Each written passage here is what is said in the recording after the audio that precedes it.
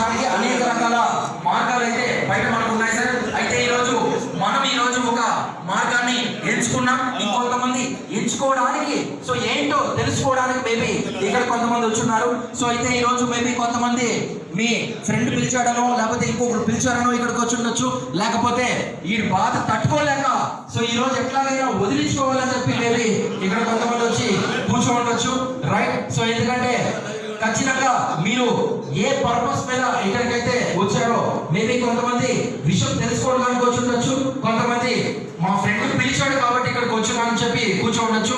So మొత్తానికి అయితే ఈ రోజు ఒక మంచి విషయం గురించి అయితే తెలుసుకొని ఈ రోజు ఈ హాల్ నుంచి బయటికి పోతానని అయితే 100% నేను చెప్పగలుగుతాను సార్. అయితే ఈ రోజు మనం మాట్లాడుకోబోతున్న విషయం రియల్ ఎస్టేట్. సో ఈ రోజు బయట ఎవరికి తెలియకుండా ఉండే పేరైతే కాదు రియల్ ఎస్టేట్ అనేది. సో అవునా సార్? సేఎస్ఆర్ నో? ఖచ్చితంగా.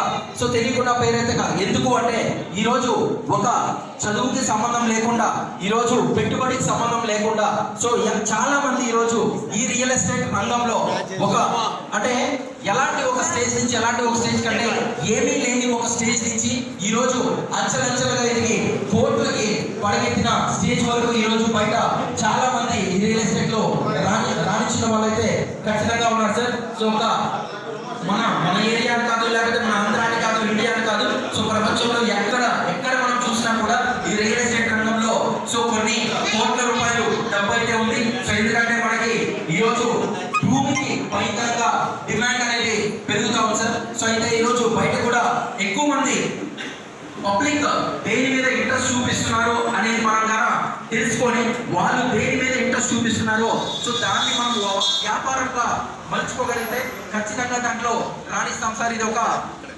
గొప్ప వ్యక్తి చెప్పిన మాట. ఎందుకంటే ఈరోజు బయట మనకి